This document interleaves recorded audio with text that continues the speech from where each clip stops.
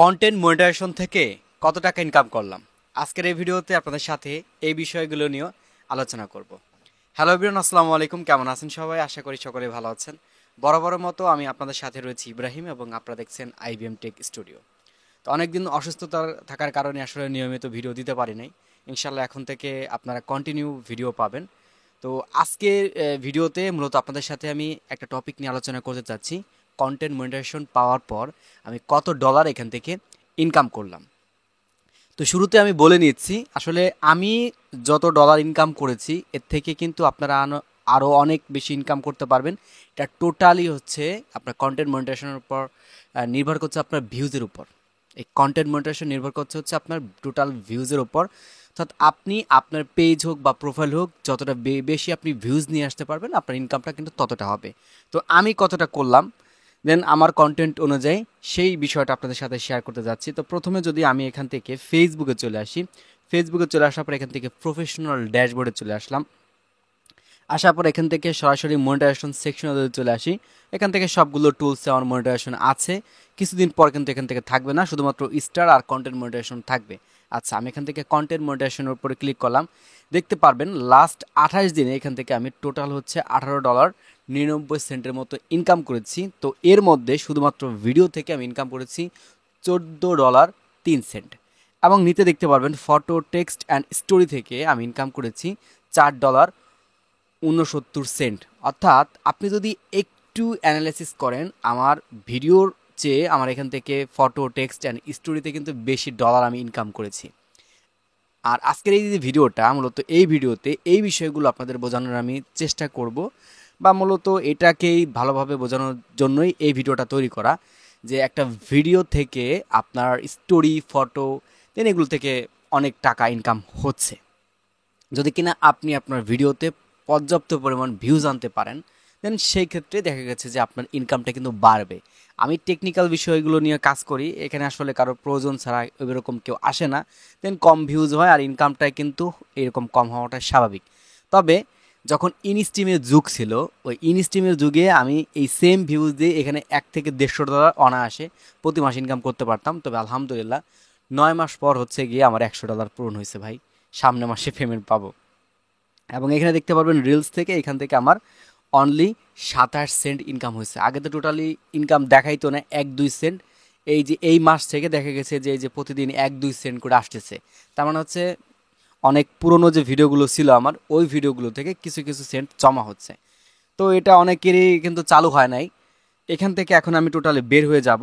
এখন আমি চলে আসবো হচ্ছে গুগল ক্রোমে গিয়ে আমি টোটাল দেখাবো যে আসলে আমি কন্টেন্ট মনিটাইজেশন পাওয়ার পর থেকে ইনকামটা কত করেছি। এই যে দেখতে পাবেন এখানে কন্টেন্ট মনিটাইজেশন লেখা আছে, এখানে লাস্ট 7 দিনে আমি ইনকাম করেছি $2.58। আর এইখানে আগে আমার এই লাস্ট 7 দিনে দেখা গেছে যে আপনার $15, $20 থাকতো, যেটা কিনা এখন টোটাল মাসেও আমি ইনকাম করতে পারতেছি না। আচ্ছা, এখন এখান থেকে ভিউ কন্টেন্ট মনিটাইজেশন আমি ক্লিক করলাম।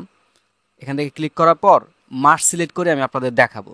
এই যে এখানে দেখতে পারবেন টোটাল 28 দিনে আমি এখান থেকে ইনকাম করেছি $19.28। আর এগুলো দেখানোর একটা মাত্রই কারণ, এই মুহূর্তে আপনারা অনেকে হতাশ হয়ে গেছেন, কাজ করতেছেন না, যে ফেসবুক আমাদের ডলারগুলো দিচ্ছে না।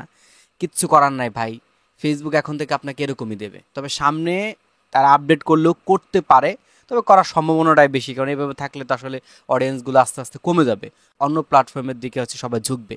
তো এটা একটা সাময়িক সমস্যা বলতে পারেন, কতদিন পর ঠিক হবে এটা বলা যাবে না, মানে বলতে পারবে না কেউ। এই যেখানে দেখতে পারবেন টোটাল 28 দিনে $20.92। এর মধ্যে কন্টেন্ট মনিটাইজেশন থেকে ইনকাম করেছি $19.28 এবং ইনস্টিম থেকে এখান থেকে 00 দেখাচ্ছে। আচ্ছা, আমি এই সেকশনটাতে ক্লিক করি। মার্চ 1 তারিখ থেকে আমি এখান থেকে 31 তারিখ পর্যন্ত যদি দিই, এখান থেকে আপডেটে ক্লিক করি, কত ডলার ইনকাম হচ্ছে এটা আমরা একবার দেখব। এবং চলতি মাসে কত ডলার ইনকাম করেছি এখন পর্যন্ত সেটা আমরা একটু দেখি।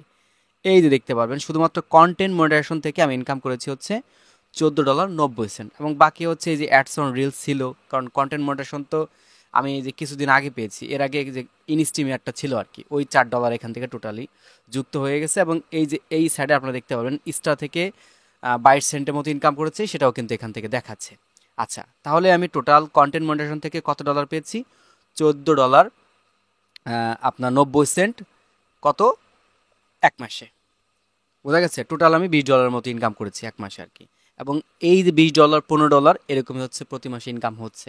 তাহলে বুঝতে পারেন যে এখন ইনকামের পরিমাণটা কত কমিয়ে দিয়েছে। যেখানে আগে আমি প্রতি মাসে $100 থেকে $150 অনায়াসে থাকতো, যে মাসে বেশি যেত $200 $250 এরকম পাওয়া যেত।